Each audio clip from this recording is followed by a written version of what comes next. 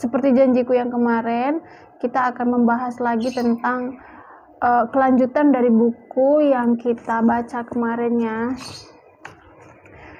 Tadi malam sebenarnya rencana aku itu mau bikin video ini kelanjutannya ini kan, cuman aku nggak terbiasa begadang ya teman-teman. Jadi jam 9 tuh aku udah tidur kalau malamnya. Jadi kemarin malam aku nggak bisa bikin karena aku ngantuk nggak kuat. Nah jadi kita lanjut aja langsung ya. Kemarin kita bahas sampai 6 cara menjaga kesehatan mental ya kan. Sekarang kita bahas tentang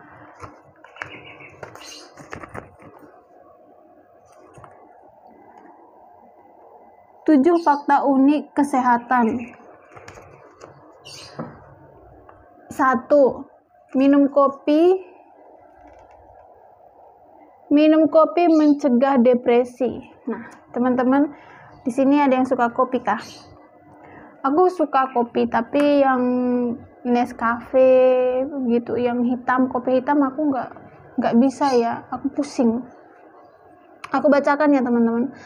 Banyak yang mengatakan bahwa kopi mengandung kafein yang berpotensi mengganggu kesehatan.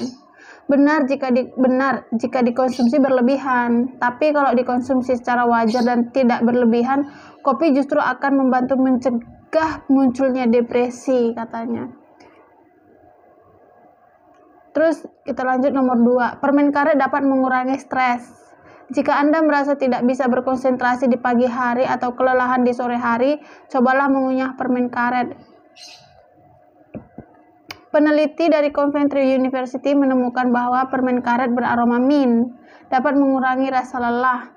Selain itu, studi lain juga menyebut bahwa permen karet membantu menghilangkan stres dan mengurangi tingkat kecemasan.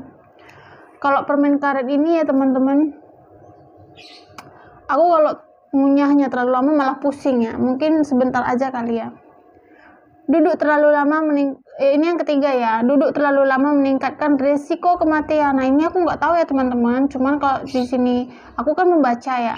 Tapi kita coba pelajari ya.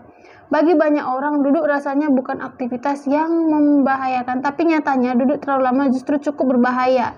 Penelitian dari University of Sydney menemukan fakta bahwa pekerja kantor yang duduk lebih dari 10 jam sehari di meja kerja memiliki peningkatan risiko kematian sebesar 48% dibanding orang yang duduk kurang dari 4 jam sehari. Untuk mengurangi risiko ini, pastikan beri jeda beberapa menit setelah duduk selama 1 atau 2 jam. Nggak betah juga ya teman-teman kalau duduk selama 4 jam gitu. Pasti kita ada jeda ya, kayak ambil air putih lah, apalah gitu ya. Kalau aku pikir-pikir, setelah aku nggak pernah duduk nonstop 4 jam gitu, nggak pernah. Mungkin teman-teman di rumah juga begitu, aku juga ya. Mesin ATM dan toilet sama kotornya. Nah, ini aku baru tahu ini teman-teman. Kita baca ya. Setelah dari toilet, kita biasanya mencuci tangan, tapi tidak demikian saat kita selesai menggunakan ATM.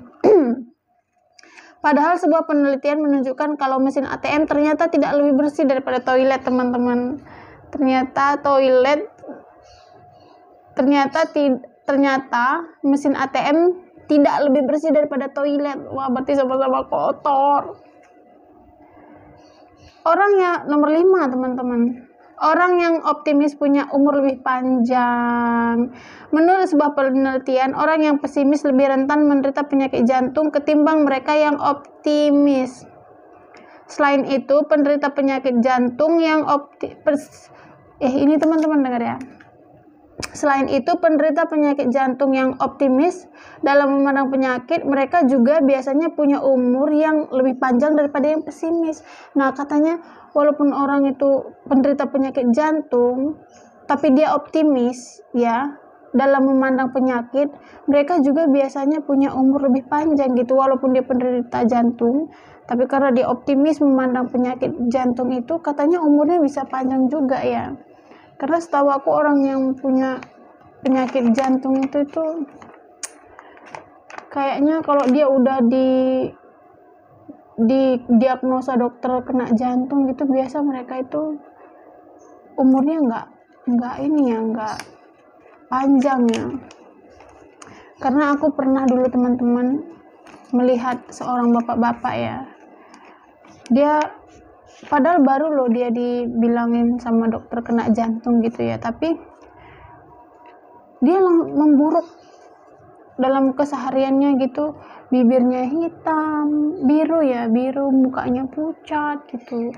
Itu tidak lama setelah dokter bilang dia punya jantung gitu, serangan jantung gitu. Pokoknya tentang penyakit jantung lah. Terus tidak lama kemudian dia meninggal teman-teman. Oke, kita lanjut ya. 7 kebiasaan yang tanpa sadar mengganggu kesehatan mental. Nah, 7 kebiasaan yang tanpa sadar mengganggu kesehatan mental. Tanpa disadari, musuh terbesar bagi diri kita bukanlah orang lain, tapi diri kita sendiri. Ya, pikiran dan kebiasaan kita, meski seringkali diabaikan, dapat menjadi musuh yang dapat mengganggu kesehatan mental kita. Apa saja pola pikir dan kebiasaan itu? Pertama, pesimis. Orang yang pesimis biasanya tidak punya harapan baik loh, dan mudah putus asa. Sikap seperti ini jelas akan mengganggu kesehatan mental. Nah, berarti tadi yang kita baca tadi apa ya? Orang yang optimis punya umur lebih panjang. Nah, ini pesimis. Pesimis itu kan lawan katanya optimis ya. Nah, ini orang pesimis ya teman-teman yang dia bahas. Orang pesimis itu tidak punya harapan baik dan mudah putus asa. Nah, kita kan yang tahu diri kita itu kita sendiri ya. Jadi kita bisa ini ya. Sikap seperti ini jelas akan mengganggu kesehatan mental, dan jika dibiarkan berlarut-larut, bukan tidak mungkin akan berujung pada depresi. Maka dari itu, coba ubah cara pandang Anda. Fokuslah pada kelebihan, bukan pada kelemahan dan buruknya keadaan. Nah, fokus pada kelebihan kita, teman-teman. Kan kita semua punya kelebihan masing-masing ya. Jangan kita fokus pada kelemahan. Mungkin kita lagi menghadapi keadaan yang buruk gitu. Kita jangan fokus kepada keadaan yang buruk itu ya. Karena setiap kita menghadapi masalah itu sebenarnya sudah ada jalan keluarnya loh teman-teman. Makanya aku sekarang kalau ada masalah gitu ya, kita tuh semua punya masalah kan. Kalau aku menghadapi masalah, aku tuh sekarang lebih suka kayak melihat jalan keluarnya langsung. Jadi aku tuh langsung ya udah jalani aja gitu, karena aku tahu udah ada jalan keluarnya. Jadi aku nggak terlalu memikirkan masalah itu, apa penyebab masalah ini, siapa yang salah. Jadi cuman muter-muter, yang kita akan mencari tahu penyebab masalahnya siapa, masalahnya apa. Jadi kita muter-muter di situ tanpa melihat jalan keluar. Nah, ada orang seperti itu berbahaya. Orang seperti itu berbahaya untuk dirinya sendiri ya. Mungkin akan kalau ada orang di sekitarnya gitu, itu mungkin ngefek ke orang sekitarnya ya. Tapi ya begitulah. Itulah orang pesimis kayak gitu ya. Yang dibahas orang pesimis bukan efeknya ke orang lainnya. Perfeksionis. Ini perfeksionis ini juga banyak orang perfeksionis. Tapi ternyata itu adalah salah satu kebiasaan yang tanpa sadar mengganggu kesehatan mental, teman-teman. Perfeksionis. Orang seperti ini cenderung ingin segala sesuatunya berjalan dengan baik, tanpa cacat dan celah sama sekali. Akhirnya bila hal itu tidak terwujud, maka ia akan menjadi kecewa atau sedih. Bila tidak dikendalikan, sikap ini bisa berujung pada gangguan kecemasan. Bagaimana cara mengatasinya? Tetapkan tujuan yang realistis dan jadikan kesalahan serta kegagalan sebagai pembelajaran gitu.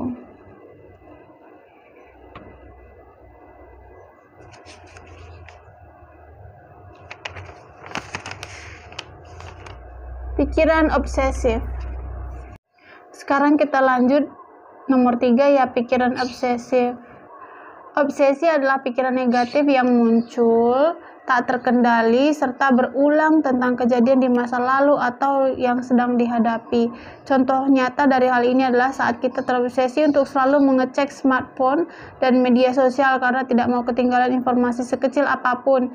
Jika terus dibiarkan, pikiran obsesif seperti ini akan membuat tubuh dan otak kita menjadi lelah. Kalau aku enggak sih teman-teman, cuman di pikiran aku tuh yang aku tahu negatif ya, aku tahu itu negatif ya, selalu muncul kayak dan berulang gitu kejadian masa lalu ya kan. Terus aku di pikiran aku tuh muncul kayak mereka misalkan kayak gini, nanti dalam pikiranku ya membayangkan kayaknya nanti aku bikin begini, aku bikin begitu, aku bikin begini, kayak aku bikin begitu, kayak menyusun sebuah rencana begitu. Tapi ternyata ini termasuk pikiran obsesif ya, dan ini tidak bagus. Iya, aku tahu ini tidak bagus kan teman-teman. Jadi aku belajar untuk tidak seperti itu lagi gitu, karena itu membuat aku menjadi lelah. Aku nggak mau yang kayak gitu kan, maka aku belajar juga. Terus nomor 4, rendah diri. Tidak ada orang yang rendah hati yang akan merasakan bahagia. Bagaimana bisa bahagia jika ia terus menganggap diri kurang, membandingkan diri dengan orang lain, dan sering menyalahkan diri? Stop sikap seperti ini. Mulailah fokus pada apa yang Anda miliki, maksimalkan potensi itu, dan jangan terlalu memikirkan komentar negatif orang lain. Apa ini? Tidak ada orang rendah hati yang akan merasakan bahagia. Bagaimana bisa bahagia jika ia terus menganggap diri kurang, membandingkan diri dengan orang lain? Oh, ini kayak gini ya teman-teman. Kan kita sering dengar ya, kayak katanya rumput tetangga lebih hijau ya, iya kan ya. Terus biasanya ini kan di kategori kalau orang ngomong kayak gini kan biasanya tentang laki-laki dan perempuan, atau laki-laki yang merasa istri orang lain lebih cantik gitu ya. Tapi sebenarnya bukan cuman sebatas itu aja ya teman-teman. Kayak kan aku belajar juga ya, kayak aku melihat diriku ya teman-teman, aku merasa kurang gitu ya, terus aku merasa hidup orang lain tuh lebih enak daripada aku, kayak gitu. Aku selalu berpikir seperti itu ya kan. Terus akhirnya aku tuh kayak tersadar gitu ya kan, loh kenapa aku melihat kehidupan orang lain itu lebih enak? Aku pikir karena banyak juga orang lain mungkin akan seperti itu. Kita kan tidak tahu ya kan, bisa jadi seperti itu. Mungkin mereka enak ya, misalkan aku ya, nama aku Yeni kan, ada orang yang kenal aku misalkan, oh enak ya jadi Yeni gini-gini. Nah mereka juga akan melihat kehidupan kita itu lebih baik, lebih enak daripada mereka gitu, dan kita pun melihat kehidupan mereka itu lebih enak daripada kita gitu. Padahal jadi aku tuh tersadar ya teman-teman, oh ternyata seperti itu. Jadi mulai hari itu aku mulai membiasakan diri aku untuk kayak aku bersyukur akan hidupku ini, dan aku pun melihat hidup orang lain itu tidak seenak hidup aku gitu ya teman-teman. Jadi mulai di situ aku bersyukur dengan apa yang aku, inilah aku, inilah milikku, inilah yang aku punya, dan ya aku enak kayak gitu. Aku mulai belajar seperti itu teman-teman. Aku tidak lagi membandingkan diriku dengan orang lain, karena aku lihat orang lain juga hidupnya menderita ya. Jadi tapi aku nggak ke semua orang seperti itu, kayak ke orang-orang tertentu saja gitu. Nah, kurang tidur. Tidur adalah cara tubuh melakukan regenerasi. Maka dari itu, efek yang timbul akibat dari kurang tidur sebenarnya tidak hanya mengantuk, tapi juga terganggunya kinerja sistem tubuh. Banyak penelitian yang mengaitkan kurang tidur ini sebagai salah satu penyebab masalah-masalah mental seperti depresi, bipolar disorder, dan ADHD. Maka dari itu usahakan untuk tidur 8 jam sehari. Kalau kurang tidur aku orangnya enggak ya teman-teman, karena ini kan katanya tidur 8 jam sehari. Jadi coba kita hitungnya, aku tidur jam 9, 10, 11, 12, 1, 2, 3, 4, 5. Oh aku udah pas ya teman-teman, tidur jam 9, bangunnya jam 5. Jadi tidurnya cukup ya, tapi aku tidur siang nggak bisa teman-teman. Jadi nah katanya Tidur adalah cara tubuh melakukan regenerasi, makanya teman-teman mungkin jangan begadang ya. Terus, nah teman-teman, aku dulu ya pernah ya tidak bisa tidur ya, apa sih namanya, insomnia ya. Nah itu aku dulu pernah waktu aku kena asam lambung, katanya itu kan masuk rumah sakit. Nah keluar dari rumah sakit itu aku nggak bisa tidur kan malamnya kan ya di rumah ya.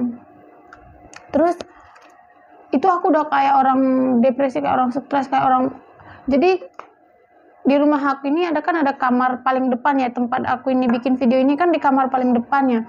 Jadi aku itu kayak bolak-balik ke sini, ini nggak ada yang tidurin kamar ini, karena di rumah ini kan ada beberapa kamar, jadi kami tidurnya cuma di kamar yang tengah ini kan, tidur di situ kan. Jadi karena aku tuh nggak bisa tidur kayak gitu, aku mau berdoa gitu kan, aku larinya ke kamar depan nih terus, tapi nggak bisa tidur, aku balik, pokoknya bolak-balik kayak gitu kan.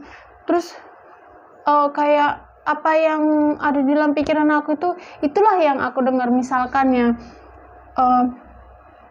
yang aku takut, yang di dalam pikiran aku itu kan setan ya, kuntilanak gitu ya. Terus tahu nggak teman-teman, aku dengar suara kuntilanak itu pas aku hihihi gitu. Terus aku terbangun kan. Setelah aku terbangun itu aku lari dong ke kamar tempat kami memang tidur ya. Itu kan ada anak dan suamiku gitu. Aku lari ke kamar itu, tapi nggak bisa tidur di sana. Aku balik lagi kamar ini. Nah kayak gitu teman-teman, kalau kita itu kayak nggak bisa tidur, udah kayak orang depresi, kayak stres, itu banyak hal yang akan kita kayak alami kayak gitu.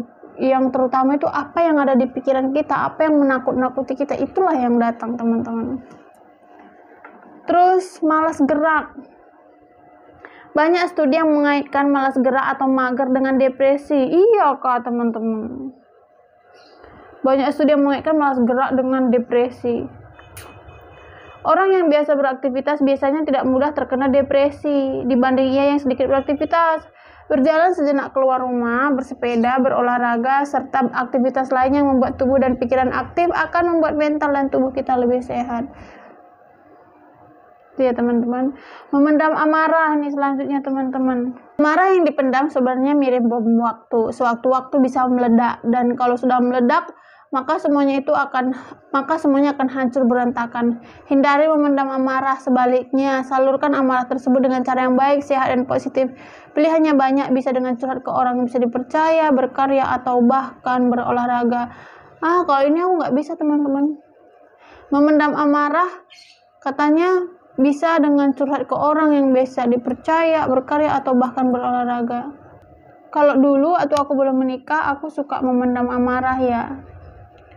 Terus akhirnya bertengkar gitu kan, nggak teguran gitu.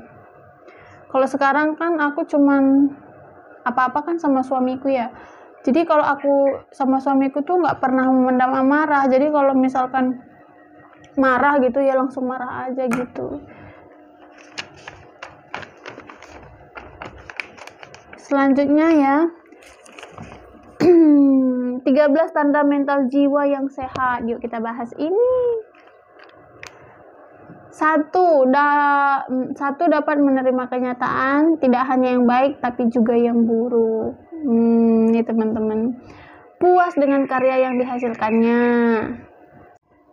3, merasa lebih puas dan bahagia saat memberi daripada saat menerima. 4, jarang mengalami rasa tegang dan cemas. Kalau aku sih, kalau tegang itu dan cemas itu dalam hal sepele teman-teman. Kadang aku jengkel ya. Kayak aku dulu lagi antri di bank mau ngirim uang atau mau transfer kayak gitu kan. Kan itu nunggu giliran karena nggak pakai ATM kan. Nunggu giliran nomor antrian gitu kan. Nah itu kalau udah mendekati nomor antrianku tuh aku suka deg-degan gitu. Pokoknya hal-hal kecil gitu udah deg-degan.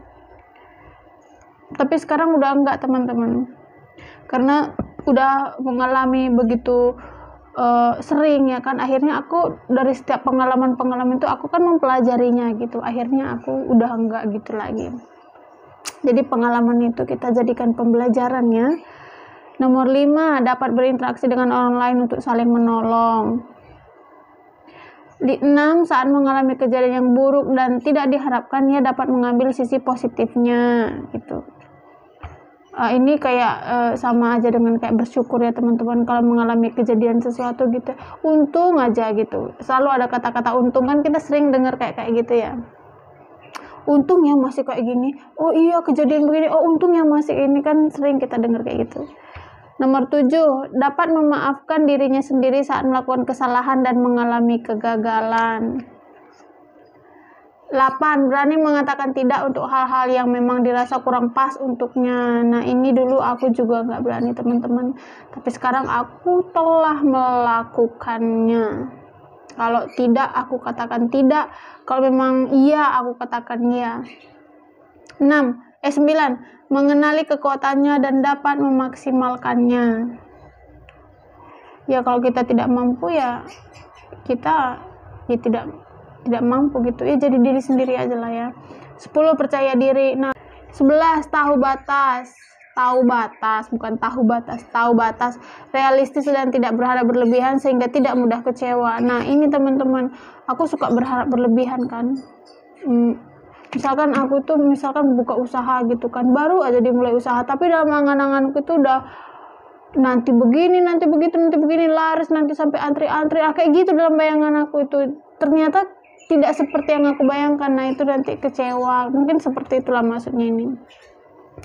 12, tidak membandingkan diri dengan orang lain, tidak iri dan dapat mensyukuri hidupnya sendiri. Tahu nggak teman-teman, aku pernah dulu ya, aku pengen mungkin itu pembelajaran buat aku juga ya. Jadi aku tuh pamer sesuatu sama seseorang gitu ya kan, terus ternyata aku tuh sedang menabur ya kan. Aku tuh kalau kita pamer untuk orang iri, kita itu sedang menabur ya teman-teman.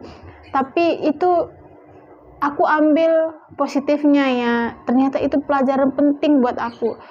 Jadi aku sengaja memang untuk pamer itu untuk membuat orang itu iri gitu kan.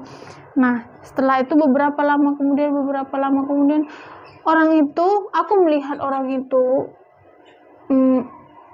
memiliki sesuatu ya kan. Mungkin dia memang tidak ada niat pamer untuk aku ya kan, tapi ketika aku lihat dia memiliki sesuatu itu, aku merasa iri teman-teman, aku merasa iri. Nah ternyata di situ aku sadar kalau kita mau memancing orang iri kepada kita, nah sebenarnya kita sendirilah yang iri sama orang itu sebenarnya ya. Sebenarnya kita sendirilah yang iri sama orang itu, dan suatu saat orang itu memiliki sesuatu dan kita lihat, nah kita sendiri pula yang merasa iri gitu loh teman-teman, sebenarnya itu kayak gitu. Jadi di situ aku mulai belajar untuk tidak kayak menunjukkan sesuatu pada orang, aku tidak melakukannya lagi. Sebenarnya saat aku menunjukkan sesuatu pada orang agar orang itu iri, sebenarnya akulah yang sakit sebenarnya teman-teman.